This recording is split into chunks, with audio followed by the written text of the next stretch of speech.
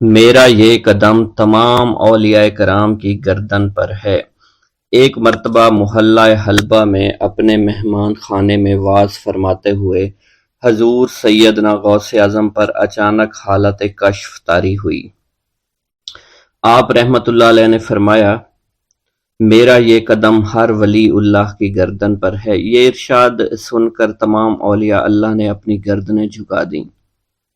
صلحائے امت نے اس کی توضیح فرمائی ہے کہ آپ رحمت اللہ علیہ کے عہد مبارک اور بعد میں قیامت تک آپ کی عطا کے بغیر ولی اللہ ولایت کے درجے پر فائز نہیں ہو سکتا۔ سلطان الہند حضرت خواجہ معین الدین چشتی المعروف خواجہ غریب نواز اس وقت خراسان کے پہاڑوں پر مجاہدات میں مشغول تھے۔ انہوں نے بھی حضور سیدنا غوث اعظم کا ارشاد گرامی سن کر اپنی گردن جھکا دی اور یوں عرض گزار ہوئے، آپ کے قدمین شریفین میرے سر اور میرے آنکھوں پر ہیں۔ حضور سیدنا غوث اعظم فرماتے ہیں کہ میں 10 برس کی عمر میں اپنے شہر کے مکتب میں حصول علم کے لیے جایا کرتا تھا۔ اس وقت میرے ساتھ ملائکہ بھی ہوتے تھے جو میرے آگے پیچھے میری حفاظت کے لیے چلتے تھے۔ جب میں مدرسہ پہنچتا تو یہ منادی کرتے تھے، اللہ کے ولی کے لیے جگہ خالی کر دو۔ چنانچہ وہ میرے لیے جگہ خالی کر دیتے تھے۔ ایک مرتبہ میں نے ایک ایسے شخص کو دیکھا جس نے فرشتوں کی آواز سن کر کہا، جس میں کوئی مزاحمت نہ ہوگی، کہ یہ ایک نہایت معزز گھرانے کا فرد ہے اور عن قریب اس کو وہ عظمت حاصل ہوگی جس میں کوئی مزاحمت نہ ہوگی، اور اس کو ایسا قرب نصیب ہوگا کہ اس کو کوئی فریب نہ دے سکے گا۔ پھر 40 برس بعد میں نے اس شخص کو پہچانا۔ وہ شخص ابدالوں میں سے تھا۔ حضرت شیخ ابو سعود احمد بن بکر حریمی سے مروی ہے کہ حضور سیدنا غوث اعظم نے فرمایا کہ میں 55 سال تک تنہا عراق کے بیابانوں میں پھرتا رہا۔ میں لوگوں کو نہ جانتا، لوگ مجھے نہ جانتے۔ اسی دوران میرے پاس رجال الغیب اور جنات تشریف لاتے جنہیں میں طریقت اور اصول کی تعلیم دیتا تھا۔ ابتدا میں جب میں عراق میں داخل ہوا تو حضرت خضر میرے ہم سفر بنے، اور بعد میں اس وقت ان کو پہچانتا نہ تھا، اور اس کے ساتھ میرا معاہدہ ہوا کہ میں ان کے کسی حکم کی خلاف ورزی نہیں کروں گا۔ ایک مرتبہ انہوں نے مجھے ایک جگہ بیٹھنے کا حکم دیا اور میں اس جگہ 3 سال تک بیٹھا رہا۔ سال میں ایک مرتبہ حضرت خضر میرے پاس تشریف لاتے، فرماتے کہ یہی تیرا مقام ہے جہاں تجھے پہنچایا گیا ہے۔ اس عرصہ کے دوران تمام نفسانی خواہشات مجھ پر انسانی شکل میں وارد ہوئیں، لیکن اللہ عز و جل نے مجھے ہر موقع پر استقامت عطا فرمائی اور مجھے ان خرافات سے بچائے رکھا۔ ابتدا میں میرا نفس مجاہدہ کا کوئی طریقہ اختیار کرتا تو میں اس پر قائم ہو جاتا اور کسی چیز کو قبول نہ کرتا تھا۔ ایک طویل مدت تک اپنا گلا گھونٹتے ہوئے میں مدائن کے جنگلوں میں مجاہدات میں مشغول رہا۔ حضور سیدنا غوث اعظم فرماتے ہیں کہ میں نے اپنے نفس کو مختلف مجاہدوں، مختلف ریاضتوں اور مختلف مشقتوں میں ڈالے رکھا۔ 1 سال تک میں گری ہوئی چیزیں اٹھا کر کھاتا رہا، دوسرے سال پانی پر گزارا کیا، اور تیسرے سال نہ میں نے کچھ کھایا، نہ پیا اور نہ ہی سویا۔ ایک مرتبہ شدید سردی کی وجہ سے میں ایوان کسریٰ کے کھنڈرات میں سویا تو رات بھر میں 40 مرتبہ طبیعت خراب ہوئی۔ حضور سیدنا غوث اعظم فرماتے ہیں، ہر سال ایک بزرگ آتے اور وہ مجھے جبہ دے کر چلے جاتے۔ اسی طرح میں نے بے شمار طریقوں سے دنیا اور نفس سے چھٹکارا پانے کی کوشش کی۔ لوگ مجھے دیوانہ سمجھتے تھے۔ میں برہنہ جسم جنگلوں میں چلا جاتا اور کانٹوں پر لوٹتا شور مچاتا تھا۔ میرا تمام بدن سے خون جاری ہو جایا کرتا تھا اور لوگ مجھے اٹھا کر شفا خانے لے جایا کرتے، جہاں میری حالت مزید بگڑ جاتی۔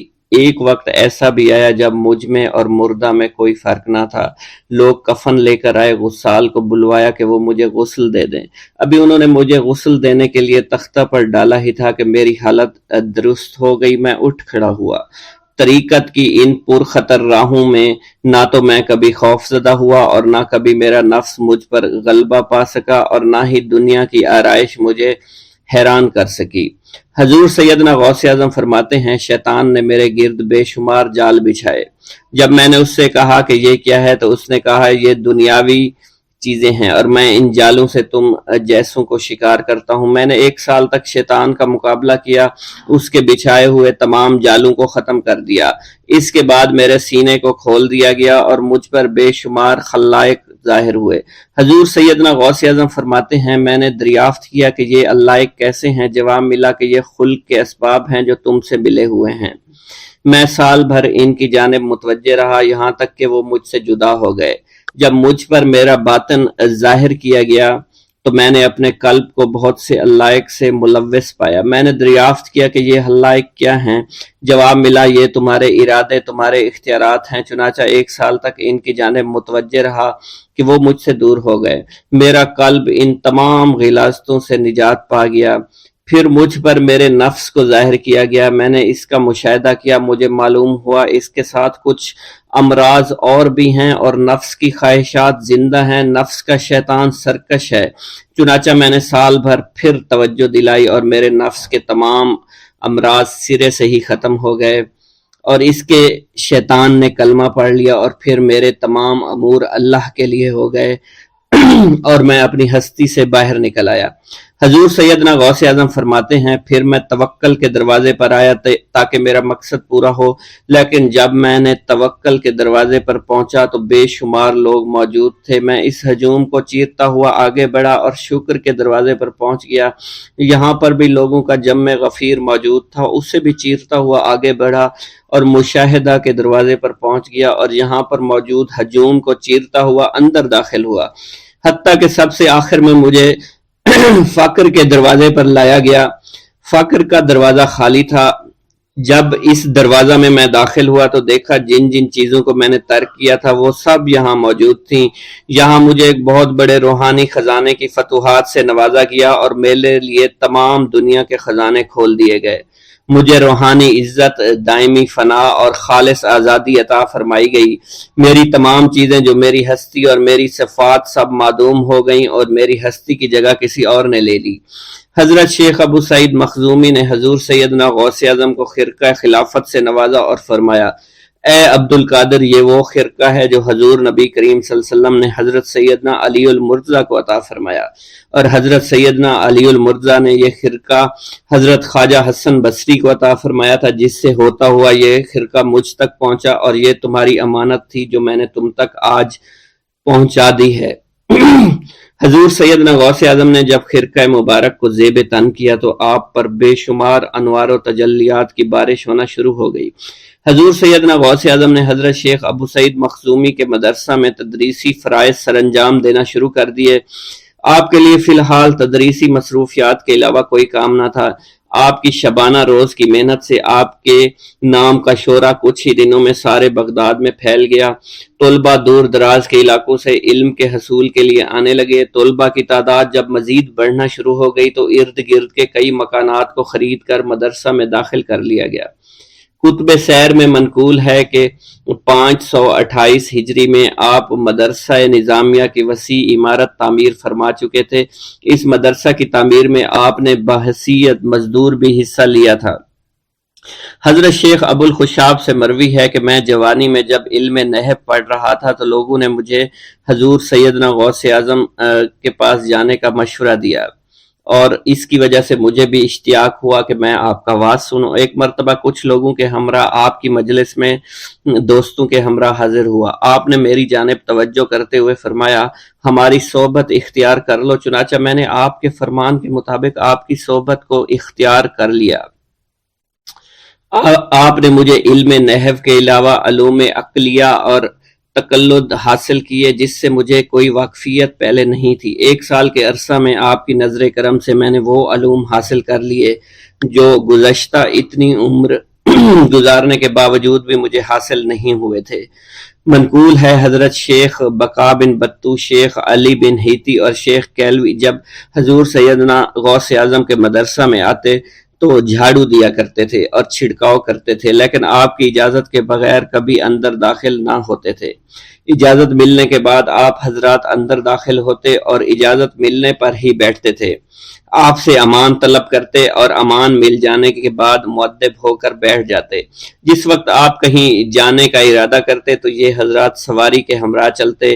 آپ انہیں اس فعل سے منع فرمایا کرتے تھے اور کہتے تھے کہ ہمیں آپ کے ذریعے قرب الہی حاصل ہوا ہے۔ حضرت شیخ محمد قائل الادنیٰ سے مروی ہے کہ ایک مرتبہ حضور سیدنا غوث اعظم سے دریافت کیا گیا کہ آپ کی بزرگی اور عظمت کا راز کیا ہے؟ آپ نے فرمایا کہ میں کبھی جھوٹ نہیں بولتا اور کبھی کسی سے کذب بیانی نہیں کرتا۔ بسم اللہ الرحمن الرحیم۔ السلام علیکم۔ حضور سیدنا غوث اعظم فرماتے ہیں، میں 10 برس کی عمر میں اپنے شہر کے مکتب میں حصول علم کے لیے جایا کرتا تھا۔ اس وقت میرے ساتھ ملائکہ بھی ہوتے تھے جو میرے آگے پیچھے میری حفاظت کی غرض سے چلتے تھے۔ جب میں مدرسہ پہنچتا تھا تو وہ بار بار منادی کرتے تھے، اللہ کے ولی کے لیے جگہ خالی کر دو۔ چنانچہ وہ میرے لیے جگہ خالی کر دیتے تھے۔ ایک مرتبہ میں نے ایک ایسے شخص کو دیکھا جس نے فرشتوں کی آواز سن کر کہا کہ یہ نہایت معزز گھرانے کا فرد ہے اور عن قریب اس کو وہ عظمت اور بزرگی حاصل ہوگی جس میں کوئی مزاحمت نہ ہوگی۔ اس کو ایسا قرب نصیب ہوگا کہ اس کو کوئی فریب نہ دے سکے گا۔ پھر 40 برس بعد میں نے اس شخص کو پہچانا، وہ شخص ابدالوں میں سے تھا۔ حضرت شیخ ابو سعود احمد بن ابی بکر سے مروی ہے، حضور سیدنا غوث اعظم نے فرمایا، میں 25 سال تک تنہا عراق کے بیابانوں میں پھرتا رہا۔ میں لوگوں کو نہ جانتا تھا، لوگ مجھے نہیں جانتے تھے۔ اسی دوران میرے پاس رجال الغیب اور جنات تشریف لائے جنہیں میں طریقت اور رسول اللہ کی تعلیم دیا کرتا تھا۔ ابتدا میں جب میں عراق میں داخل ہوا تو حضرت خضر میرے ہم سفر تھے اور میں انہیں اس وقت سے پہچانتا نہیں تھا۔ ان کے ساتھ میرا معاہدہ ہوا کہ میں ان کے کسی حکم کی خلاف ورزی نہیں کروں گا۔ ایک مرتبہ انہوں نے مجھے ایک جگہ بیٹھنے کا حکم دیا، میں اسی جگہ 3 سال بیٹھا رہا۔ سال میں ایک مرتبہ حضرت خضر میرے پاس تشریف لاتے اور فرماتے، یہی تیرا مقام ہے جہاں تجھے پہنچایا گیا ہے۔ اس عرصہ کے دوران تمام نفسانی خواہشات مجھ پر انسانی شکل میں وارد ہوئیں، لیکن اللہ نے مجھے ہر موقع پر استقامت عطا فرمائی اور مجھے ان خرافات سے بچائے رکھا۔ ابتدا میں میرا نفس مجاہدہ کا کوئی طریقہ اختیار کرتا تو میں اس پر قائم ہو جایا کرتا تھا اور کسی چیز کو قبول نہیں کرتا تھا۔ ایک طویل مدت تک اپنا گلا گھونٹتے ہوئے میں نے مدائن کے جنگلوں میں مجاہدات میں مشغول رہا۔ حضور سیدنا غوث اعظم فرماتے ہیں، میں نے اپنے نفس کو مختلف مجاہدوں اور ریاستوں اور مشقتوں میں ڈالے رکھا۔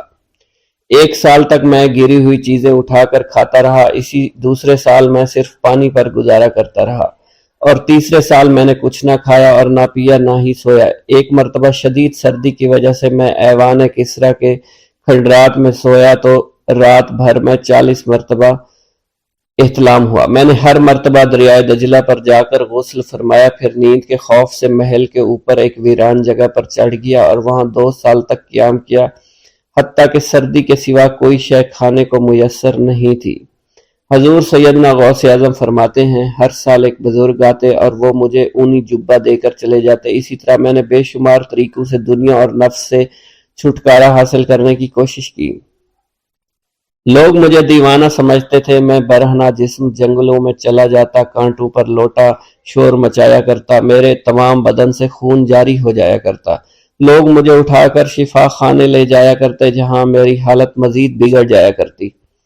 ایک وقت ایسا آیا جب مجھ میں اور مردہ میں کوئی فرق نہ تھا۔ لوگ کفن لے آئے اور غسال کو بلوایا کہ وہ مجھے غسل دے۔ ابھی انہوں نے مجھے غسل دینے کے لیے ایک تختہ پر لٹایا، میری حالت درست ہو گئی، میں اٹھ کھڑا ہوا۔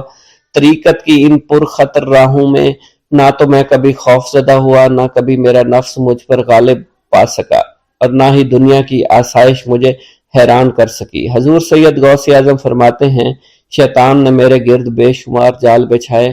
جب میں نے ان سے کہا یہ کیا ہے، اس نے کہا یہ دنیاوی آلائشیں ہیں اور میں ان جالوں میں سے تم لوگوں کا شکار کیا کرتا ہوں۔ میں نے 1 سال تک شیطان کا مقابلہ کیا، اس کے بچھائے ہوئے تمام جالوں کو ختم کیا۔ اس کے بعد میرے سینے کو کھول دیا گیا اور مجھ پر بے شمار خلائق ظاہر ہوئے۔ حضور سیدنا غوث اعظم فرماتے ہیں، میں نے دریافت کیا کہ یہ اللہ ایک کیسے ہے؟ جواب ملا، یہ خلق کے اسباب ہیں جو تم سے ملے ہوئے ہیں۔ میں سال بھر ان کی جانب متوجہ رہا، یہاں تک کہ وہ مجھ سے جدا ہو گئے۔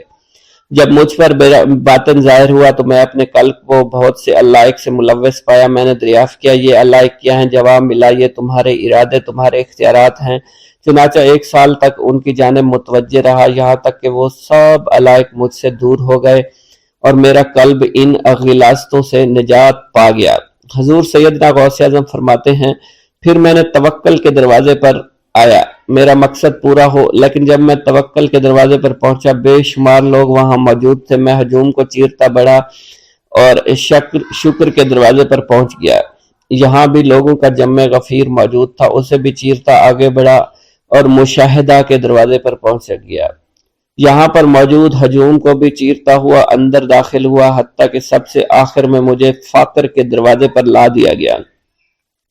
فقر کا دروازہ خالی تھا۔ جب میں اس دروازے میں داخل ہوا تو دیکھا جن جن چیزوں کو میں نے ترک کیا تھا وہ سب یہاں موجود تھی۔ یہاں مجھے ایک بہت بڑے روحانی خزانے کی فتوحات سے نوازا گیا، میرے لیے تمام دنیا کے خزانے کھول دیے گئے، مجھے روحانی عزت، دائمی غنا اور خالص آزادی عطا فرمائی گئی۔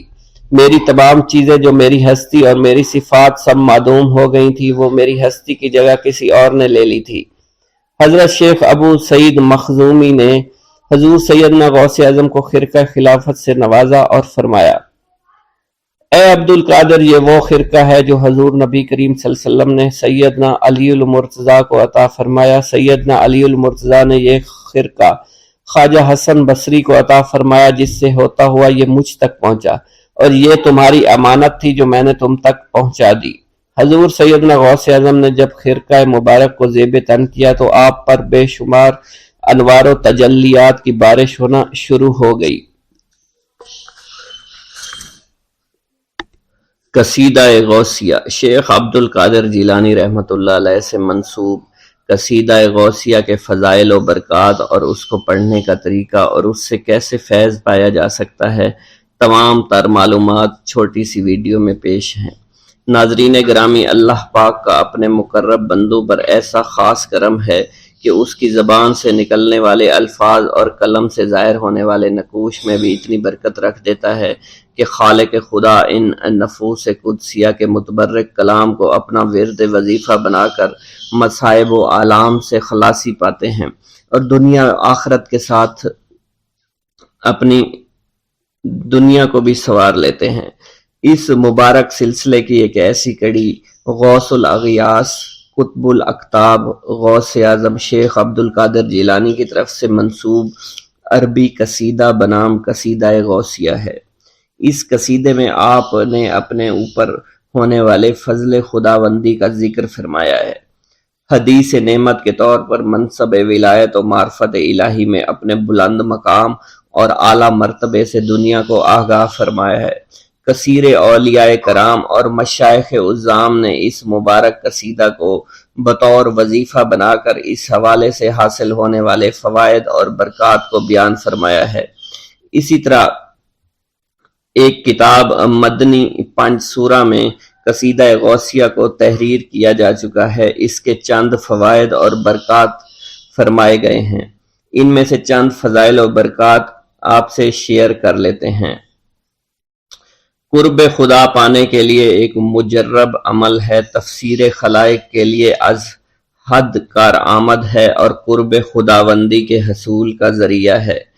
اس لیے آپ نے کرنا یہ ہے کہ نماز عشاء کے بعد 41 بار اس کو پڑھنا ہے اور 41 دن ہی اس کا پڑھنا کافی ہے، اس کے بعد پڑھنا اپنا معمول بنا سکتے ہیں۔ ناظرین گرامی، قصیدہ غوثیہ کند زہر یا جس کا قوت حافظہ کمزور ہے اس کے لیے یہ ایک مجرب عمل ہے۔ اس قصیدہ مبارکہ کو 3 بار صبح کے وقت 11 عدد بادام پر پڑھے اور صبح نہار منہ ان بادام کو کھا لے، انشاءاللہ 21 دن بعد قوت حافظہ بڑھ جائے گا۔ اس قصیدہ مبارکہ کو 3 بار پڑھنے والے کو عربی میں بصیرت حاصل ہوگی، قضائے حاجات کے لیے مجرب وظیفہ ہے، ہر مشکل سخت کام کے لیے 40 روز بلا ناغہ 3 بار پڑھیں، انشاءاللہ مشکل سے چھٹکارا مل جائے گا۔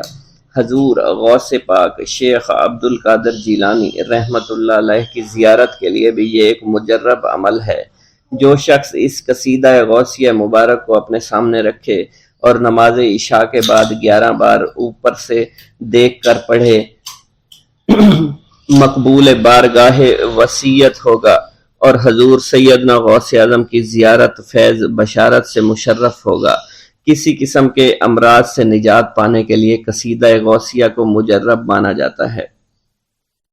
ہر مرض اور تکلیف کے لیے 3 بار یا 5 بار پانی پر دم کر کے پڑھیں اور دن میں 3 بار پڑھیں، انشاءاللہ شفا حاصل ہوگی۔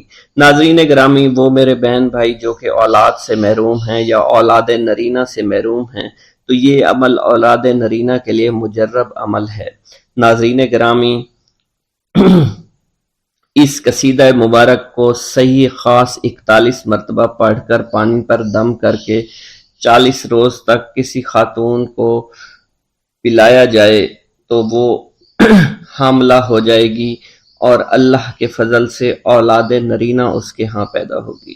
حضور غوث پاک کی برکت سے بیٹا عطا ہوگا۔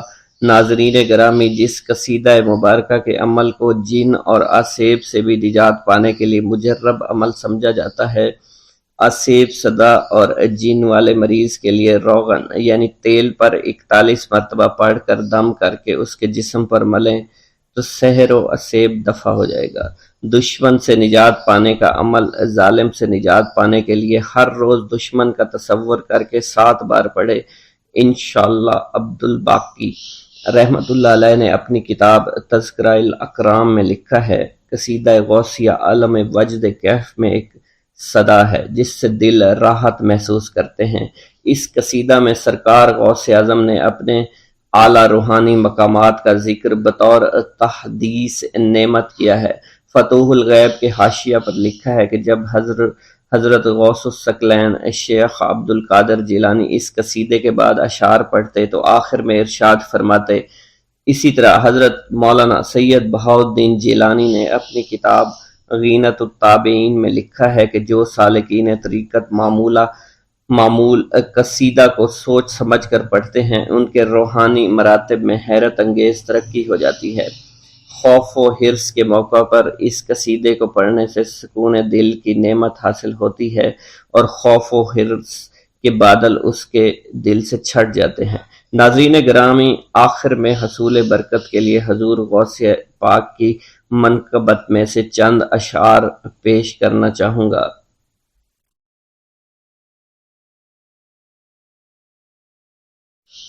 ملے رب سے ایسے تم شان غوث اعظم، سبھی اولیاء کے ہو تم سلطان غوث اعظم۔ میری فکر و احدائی کو ملے معرفت خدا، تیرے در سے بٹ رہا ہے عرفان غوث اعظم۔ نکل آیا حکم پا کے ڈوبا ہوا سفینہ، کلام حق کا مظہر ہے زبان غوث اعظم۔ تیری نسبتوں سے کامل ایمان ہے دو جہاں کا، میرے دل میں بھی ہو نصب وہ نشان غوث اعظم۔ آغوش والدہ میں کیا مطمئن جاں کو تم نے، تم سے ہی طے ہوا ہے رمضان غوث اعظم۔ تیرے ذکر سے بلندی ملی ہے جہاں، سب کو تیرا ذکر یاد حق کا ہے۔ میرے دل میں بھی سما ہے وہ کتاب حق خدا، جو شکم میں تو نے سیکھا ہے وہ ہے قرآن غوث اعظم۔ جو بھی شعر و اذکار یہاں پر ذکر کیے گئے ہیں، آپ نے بھی کچھ شعر اگر آپ کو یاد ہیں تو ان کا تذکرہ ان باکس میں ضرور کر دیجئے گا۔ اللہ تعالی حضور پاک صلی اللہ علیہ وآلہ وسلم کے صدقے ہم سب کی مغفرت فرمائیں اور ہمارے علم، عمر، رزق، روزی، شان میں برکت عطا فرمائیں۔ بھوک اللہ کے خزانوں میں سے ایک خزانہ ہے۔ حضرت شیخ ابو محمد فرماتے ہیں، ایک روز میں حضور سیدنا غوث اعظم کی خدمت میں ایسی حالت میں حاضر ہوا کہ فاقہ سے تھا اور میرے اہل و عیال بھی کئی دنوں سے بھوکے تھے۔ میں نے آپ کی خدمت میں سلام عرض کیا تو آپ نے میری دلی کیفیت کو بھانپتے ہوئے فرمایا، اے جونی، بھوک اللہ تعالیٰ کے خزانوں میں سے ایک خزانہ ہے اور اللہ عز و جل جس کو دوست رکھتا ہے اس کو فاقہ کی نعمت عطا فرما دیا کرتا ہے۔ حضرت شیخ زین الدین فرماتے ہیں، ایک مرتبہ میں اور ایک میرا دوست حج کی ادائیگی کے بعد بغداد شریف آئے۔ بغداد شریف میں ہم کسی کو جانتے نہیں تھے اور ہمارے پاس صرف ایک قبضہ کمان تھی جسے فروخت کر کے ہم نے کچھ چاول خریدے اور انہیں پکایا۔ ہم ان چاولوں سے سیر نہ ہو سکے اور نہ ہی ہمیں کوئی لطف محسوس ہوا۔ بعد ازاں ہم حضور سیدنا غوث اعظم کی محفل میں حاضر ہوئے تو آپ کچھ کلام فرما رہے تھے۔ ہمیں دیکھتے ہی آپ نے اپنا کلام قطع کر لیا اور فرمانے لگے، حجاز مقدس سے کچھ مہمان آئے اور ان کے پاس قبضہ کمان کے سوا کچھ نہ تھا جسے انہوں نے فروخت کر کے چاول خریدے اور انہیں پکا کر کھایا، لیکن نہ ہی وہ سیر ہوئے اور نہ ہی لطف اندوز۔ حضرت شیخ زین الدین ابو الحسن علی بن ابو طاہر ابراہیم انصاری فرماتے ہیں، ہم نے جب حضور سیدنا غوث اعظم کا یہ کلام سنا تو ہم نہایت حیران ہوئے۔ محفل کے اختتام پر آپ نے دسترخوان بچھوایا۔ میں نے آہستگی سے اپنے دوست سے اس کی پسندیدہ چیز کے متعلق پوچھا تو اس نے کہا، حلوہ کھانا چاہتا ہے، اور میرے دل میں اس وقت شہد کی خواہش پیدا ہوئی۔ ابھی یہ سب کچھ ہمارے دلوں میں ہی تھا کہ حضور سیدنا غوث اعظم نے اپنے خادمین کو حکم دیا، جاؤ حلوہ شہد لے آؤ۔ خادمین نے حکم کی تعمیل کی اور حلوہ اور شہد ہمارے سامنے لا کر رکھ دیا۔ آپ کا اس طرح ہمارے دلوں کی بات پر مطلع ہونے سے ہم حیران رہ گئے۔ حضرت ابو حفص عمر بن صالح بغدادی ایک مرتبہ اپنی اونٹنی کو ہانکتے ہوئے حضور سیدنا غوث اعظم کی خدمت میں حاضر ہوئے۔ عرض کرنے لگے، حضور میں حج کے لیے بیت اللہ شریف جانا چاہتا ہوں، مگر میری یہ اونٹنی میرا ساتھ دینے کے قابل نہیں ہے اور فی الحال میرے پاس کوئی دوسری سواری بھی نہیں ہے۔ آپ نے اس اونٹنی کی پشت پر ہاتھ پھیرا۔ اس کے بعد حضرت ابو حفص عمر بن صالح بغدادی نے اس اونٹنی کو ایڑی لگائی تو وہ اونٹنی بیت اللہ شریف تک بھاگتی ہی چلی گئی اور کوئی دوسری سواری اس کے قریب نہیں پہنچ سکی۔ حضرت ابو حامد فرماتے ہیں، میں ایک مرتبہ بغداد شریف میں حضور سیدنا غوث اعظم کی خدمت میں حاضر ہوا اور اپنا مصلی آپ کے نزدیک بچھا کر بیٹھ گیا۔ آپ نے مجھ سے فرمایا، اے حامد، تم عنقریب بادشاہوں کے دسترخوان پر بیٹھو گے۔ چنانچہ جب میں حران واپس پہنچا تو سلطان نور الدین زنگی نے مجھے اپنے پاس رہنے پر مجبور کر دیا اور مجھے اپنا مصاحب خاص مقرر کر دیا اور ناظم اوقاف مقرر فرمایا۔ حضرت شیخ ابو المظفر اسماعیل سے منقول ہے کہ ایک مرتبہ حضرت شیخ الہیتی بیمار ہو گئے۔ حضور سیدنا غوث اعظم ان کی عیادت کے لیے تشریف لائے۔ آپ نے ان کے نزدیک کھجور کے 2 درخت دیکھے جو 4 سال سے خشک تھے اور ان پر پھل نہیں آتا تھا۔ آپ نے ان درختوں کے نیچے بیٹھ کر وضو کیا اور 2 رکعت نماز ادا فرمائی۔ کچھ دن گزرنے کے بعد ان درختوں پر پھل لگ گئے اور وہ دوبارہ سے سرسبز و شاداب ہو گئے۔ جھولی کو میری بھر دو ورنہ کہے گی دنیا، ایسے سخی کا منگتا پھرتا ہے مارا مارا۔ مولانا عبد الرحمن جامی فرماتے ہیں، حضور سیدنا غوث اعظم کا ایک مرید آپ کے ہمراہ مسجد کی جانب جا رہا تھا۔ جمعہ کا دن تھا۔ اس دن کسی بھی شخص نے آپ کو دیکھ کر نہ سلام کیا نہ ہی کچھ توجہ فرمائی۔ اس مرید کے دل میں خیال آیا کہ پہلے تو آپ جمعہ کی نماز کی ادائیگی کے لیے بڑی مشکل سے لوگوں کے ہجوم میں سے ہوتے ہوئے مسجد کی جانب تشریف لے جایا کرتے تھے، اور آج کوئی شخص بھی آپ کو سلام نہیں کر رہا ہے اور نہ آپ کے نزدیک آ رہا ہے۔ مولانا عبد الرحمن جامی فرماتے ہیں، ابھی یہ خیال اس مرید کے دل میں ہی تھا کہ حضور سیدنا غوث اعظم نے مسکرا کر اس مرید کو دیکھا، پھر لوگوں کا ایک جمع غفیر اکٹھا ہو گیا اور ہر کوئی آپ سے سلام کرنے کا خواہش مند تھا، یہاں تک کہ اس مرید اور آپ کے درمیان ہجوم حائل ہو گیا۔ اس مرید کے دل میں یہ خیال آیا کہ یہ پہلا حال اچھا تھا جب میں اور آپ تنہا تھے۔ مولانا عبد الرحمن جامی فرماتے ہیں، حضور سیدنا غوث اعظم شیخ عبد القادر جیلانی نے ایک مرتبہ پھر اس مرید کی دلی کیفیت کو بھانپتے ہوئے فرمایا، تمہیں معلوم نہیں لوگوں کے دل میری مٹھی میں ہیں، میں انہیں چاہوں تو پھیر دوں، چاہوں تو اپنی جانب متوجہ کر لوں۔ ایک مرتبہ ایک عورت حضور سیدنا غوث اعظم کی خدمت میں بیٹے کو لے کر حاضر ہوئی۔ عرض کیا میرے اس بیٹے کو آپ سے دلی لگاؤ ہے، آپ اسے اپنی غلامی میں قبول فرما لیں، میں اللہ عز و جل اور آپ کی خاطر اپنے بیٹے پر اپنے حق کو معاف کرتی ہوں۔ آپ نے اس لڑکے کو قبول فرما لیا۔ چند روز بعد وہ عورت اپنے بیٹے سے ملنے کے لیے آئی تو وہ لڑکا آپ کے حکم سے مجاہدات میں مشغول تھا اور بے حد کمزور اور لاغر ہو چکا تھا۔ اس عورت نے جب آپ کو دیکھا تو آپ اس وقت مرغی کا گوشت کھا رہے تھے، آپ کے سامنے ہڈیاں پڑی ہوئی تھی۔ اس عورت نے آپ سے کہا کہ آپ خود تو مرغی کھاتے ہیں جبکہ میرا بیٹا سخت مجاہدات میں مشغول ہے۔ آپ نے اس عورت کی بات سننے کے بعد ہڈیوں کی جانب اشارہ کیا اور حکم دیا، اللہ عز و جل کے حکم سے زندہ ہو جاؤ۔ آپ کا یہ فرمانا تھا کہ ان ہڈیوں سے ایک سالم مرغی زندہ کھڑی ہو گئی۔ آپ نے فرمایا کہ جب تیرا بیٹا اس منزل پر پہنچ جائے گا تو پھر جو چاہے گا کھائے گا۔ منقول ہے ایک مرتبہ حضور سیدنا غوث اعظم کو اللہ عز و جل کی جانب سے حکم ہوا کہ 700 مردوں اور 700 عورتوں کو واصل باللہ کریں۔ آپ نے اللہ کے اس فرمان کے مطابق مجمع عام میں نظر دوڑائی تو مجمع میں سے 700 مرد اور 700 عورتیں علیحدہ ہو گئیں۔ آپ نے ان پر نگاہ ولایت ڈالی تو وہ سب واصل اللہ ہو گئے۔ حضور سیدنا غوث اعظم مدینہ منورہ میں حضور نبی کریم کے روضہ مبارک پر حاضری دینے کے بعد با پیادہ بغداد شریف واپس تشریف لا رہے تھے۔ راستے میں ایک چور جو کہ ناکہ لگا کر کسی مسافر کا انتظار کر رہا تھا، اس نے آپ کو قریب آنے پر روک لیا۔ آپ نے اس چور سے دریافت کیا تم کون ہو؟ اس نے کہا دیہاتی ہوں۔ آپ کو بذریعہ کشف اس کی بدنیتی کی خبر ہو چکی تھی۔ اسی دوران اس چور کے دل میں خیال پیدا ہوا کہ یہ غوث اعظم ہوں گے۔ آپ نے اس کے دل کی بات کو بھانپتے ہوئے فرمایا کہ میں عبد القادر ہوں۔ چور نے جب آپ کی بات سنی فوراً قدموں میں گر پڑا اور معافی کا خواستگار ہوا۔ آپ کو اس کی حالت پر ترس آ گیا۔ آپ نے اللہ عز و جل کے حضور اس کے لیے دعا فرمائی تو ندائے غیبی سنائی دی، اے غوث اس چور کو سیدھے راستہ دکھاتے ہوئے کتب بنا دو۔ آپ نے اس چور کی جانب نگاہ دوڑائی تو آپ کے فیض روحانی سے کتب کے درجے پر وہ فائز ہو گیا۔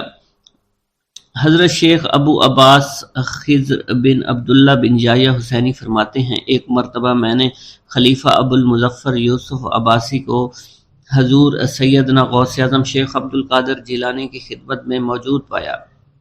اس نے آپ سے کسی کرامت کو دیکھنے کی درخواست کی اور کہا کہ اس سے میرا دل مطمئن ہو جائے گا۔ حضور سیدنا غوث اعظم حضرت سیدنا شیخ عبد القادر جیلانی نے خلیفہ سے پوچھا کہ تو کیا چاہتا ہے؟ اس نے کہا کہ ایک سیب، اور اس وقت عراق میں سیبوں کا موسم نہ تھا۔ آپ نے اپنے دست مبارک فضا میں بلند کیا اور دیکھتے ہی دیکھتے آپ کے ہاتھ میں 2 سیب آ گئے۔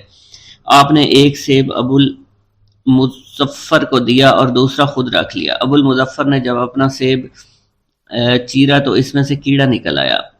اس نے جب اپنا سیب چیرا تو یہ اندر سے سفید تھا، اس میں سے کستوری کی خوشبو آ رہی تھی۔ ابو المظفر نے وجہ دریافت کی تو آپ نے فرمایا اس سیب میں سے کیڑا اس وجہ سے نکلا کیونکہ اس سیب کو ظالم کا ہاتھ لگا ہوا تھا۔ حضرت شیخ ابو محمد سے مروی ہے ایک مرتبہ میں حضور سیدنا غوث اعظم کی خدمت میں بغداد شریف حاضر ہوا۔ کچھ دنوں تک آپ کے ہاں قیام پذیر رہا اور روحانی فیوز و برکات سے مالا مال ہوا۔ بعد ازاں جب میں واپس اپنے ملک مصر روانہ ہونا لگا تو آپ نے مجھ سے فرمایا کہ کبھی کسی سے کوئی چیز مت مانگنا۔ پھر آپ نے اپنی انگشت شہادت میرے منہ میں ڈالی اور فرمایا کہ اسے اچھی طرح چوسو۔ چنانچہ میں نے آپ کے فرمان کے مطابق ایسا ہی کیا۔ جب میں آپ سے اجازت لینے کے بعد واپس اپنے ملک مصر روانہ ہوا تو بغداد شریف سے مصر تک کی طویل مسافت کے دوران مجھے کچھ بھوک محسوس نہیں ہوئی اور میں جوں آگے بڑھتا رہا اپنے جسم میں توانائی کو پہلے سے زیادہ پاتا۔ بسم اللہ الرحمن الرحیم۔ ناظرین گرامی، روایت میں آتا ہے کہ قطب الاقطاب حضرت شیخ عبد القادر جیلانی الحسنی والحسینی الجیلانی حضرت غوث اعظم شیخ عبد القادر جیلانی رحمۃ اللہ علیہ جب نماز ادا کرتے تو بہت زار و قطار رویا کرتے، یعنی گریہ زاری کیا کرتے تھے۔ روتے روتے آپ کی ہچکی بن جایا کرتی تھی۔ جب آپ رحمت اللہ علیہ مسجد میں اپنے مریدین اور شاگردوں کے ساتھ باجماعت نماز پڑھتے، اللہ پاک کی محبت اور عشق میں اتنے ڈوب کر عبادت کرتے کہ ان کے شاگرد آپ کی رقت آمیزی کو دیکھ کر، یعنی رونے کے انداز کو دیکھتے اور کہتے اگر اصل نماز دیکھنی ہے تو غوث پاک کی نماز کو دیکھا جائے۔ تو ایک بار کا ذکر ہے کہ آپ رحمت اللہ علیہ عراق کی مسجد میں سے باجماعت نماز پڑھ کر باہر نکلے۔ آپ کے مریدین بھی آپ کے ساتھ تھے۔ آپ نے دیکھا کہ اسی محلے میں کچھ بچے اخروٹ کے ساتھ کھیل رہے ہیں۔ آپ بچوں سے بہت پیار کیا کرتے تھے، گویا کہ خود بچپن میں کبھی بچوں کی طرح کھیل کود نہیں کر سکے، لیکن بچوں کو دیکھ کر آپ مسکراتے تھے۔ آپ آگے بڑھنے لگے اور مریدین کی بڑی جماعت بھی آپ کے ساتھ تھی۔ ابھی آپ زیادہ دور نہیں گئے تھے کہ ان بچوں نے ایک دوسرے کے کان میں کچھ بولنا شروع کر دیا اور اشارے میں باتیں کرنے لگے کہ کیا خیال ہے کہ جو بابا جی سب سے نمایاں ہیں، نورانی چمکتے ہوئے چہرے والے ہیں، سب سے آگے چل رہے ہیں، ان کو بولا جائے جو فرمائش ہمیں کرنی ہے ان سے کر دیں، کیا یہ ہمیں ڈانٹیں گے تو نہیں؟ تو کچھ سمجھدار بچے ہم زبان ہوئے اور کہا نہیں نہیں، یہ جو بابا ہے نا بہت اچھے ہیں، ان سے جو کچھ کہو گے انہوں نے وہ ہماری بات پوری کرنی ہے، ہم ان سے ایک میٹھی اور لذیذ چیز آج منگواتے ہیں۔ تو ان میں سے ایک بچہ جو سب سے بڑا تھا پاس آیا اور کہا بابا میری بات سنیں۔ آپ نے بہت پیار اور شفقت سے اس کے سر پر ہاتھ رکھا اور کہا بیٹا کہو۔ اس نے کہا کہ میرا دل کر رہا ہے کہ میں آپ سے کچھ مانگوں۔ آپ نے فرمایا کہ کہو بیٹا کیا چاہتے ہو؟ وہ کہنے لگا کہ مجھے آپ اس فلاں جلیبی والے سے جلیبی لا کر دے سکتے ہیں، میرا کھانے کا بہت دل کر رہا ہے۔ میں چلا جاتا لیکن بابا میری باری آنے والی ہے، جب تک میں جلیبی لے کر وہاں آؤں گا میری باری چلی جائے گی۔ آپ رحمت اللہ علیہ کے وہاں کے مشہور بزرگ بڑے سردار لوگ ہیں، آپ کے خادمین آپ کے نوکر بننے کے لیے جان کی بازی لگانے کو تیار رہتے ہیں۔ ادھر وہ بچے آپ کے رتبے کو بھی دیکھ رہے تھے اور یہ بھی دیکھ رہے تھے کہ آپ کون سی شخصیت ہے، لیکن پھر بھی اتنے سارے لوگوں کو چھوڑ کر آپ سے وہ بچہ کہتا ہے کہ بابا مجھے جلیبی لا کر دے دیں۔ بابا جی نے کہا کہ ٹھیک ہے میں لا کر دے دیتا ہوں۔ آپ کا ایک مرید آپ کے پاس آیا اور کہا حضرت آپ کیوں اس بات پر توجہ دے رہے ہیں، آپ اس بچے کی فرمائش پر جلیبی لا رہے ہیں؟ حضرت آپ پر میری جان قربان ہو، میں اس بچے کو جلیبی لا کر دے دیتا ہوں۔ آپ رحمت اللہ علیہ نے اسے اپنے ہاتھ کے اشارے سے منع فرمایا اور کہا اس نے مجھ سے کہا ہے نا تو میں ہی اس کی خواہش کو پورا کروں گا۔ پھر آپ رحمت اللہ علیہ اس جلیبی والے کے پاس تشریف لے گئے اور جلیبی والا کچھ دیر پہلے اداس بیٹھا ہوا تھا۔ آپ رحمت اللہ علیہ اس کی دکان میں تشریف لے گئے تو وہ خوشی خوشی سے جھومنے لگا۔ آپ رحمت اللہ علیہ نے اس جلیبی والے سے جلیبی لی، اس نے خوشی خوشی آپ رحمت اللہ علیہ کے ہاتھوں میں جلیبی تھما دی۔ وہ آدمی لگ بھگ 70 سال کا تھا، اس بڑھاپے میں بھی وہ کام کرنے پر مجبور تھا۔ اس کی آنکھوں میں آپ رحمت اللہ علیہ کو دیکھ کر آنکھوں سے آنسو آ گئے۔ اس نے روتے ہوئے کہا اللہ کا لاکھ لاکھ شکر ہے، اس نے میری دعا سن لی۔ آپ نے میری دکان میں قدم رکھے تو کئی دنوں سے آپ کے انتظار میں یہاں بیٹھا ہوا تھا۔ میں جانتا تھا کہ آپ ضرور میری دکان پر تشریف لائیں گے۔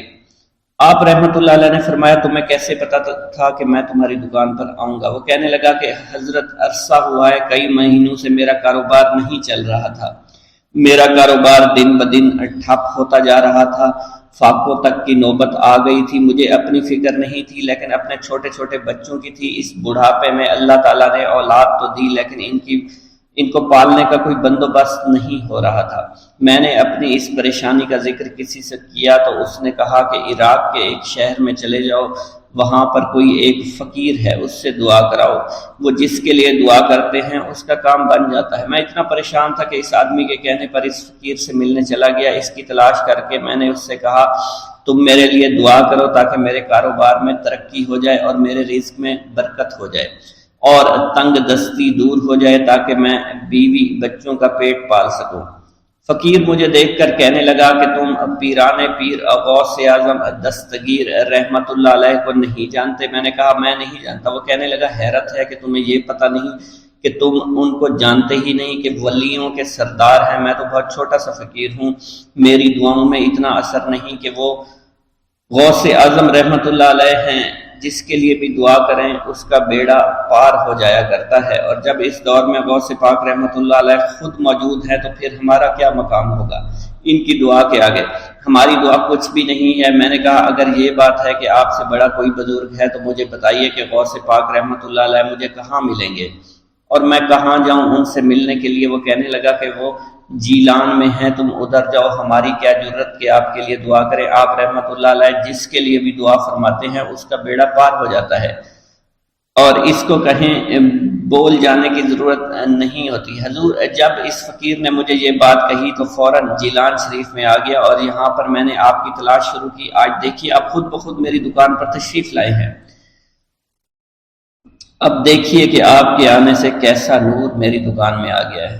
حضور میرے حق میں دعا فرما دیجئے، اللہ پاک میری زندگی کو آسانیاں عطا فرمائے، مجھے اپنی بیوی اور بچوں کی بہت فکر ہے۔ آپ رحمۃ اللہ علیہ نے فرمایا پریشان ہونے کی ضرورت نہیں، اللہ تعالیٰ سب معاملات ٹھیک فرما دے گا۔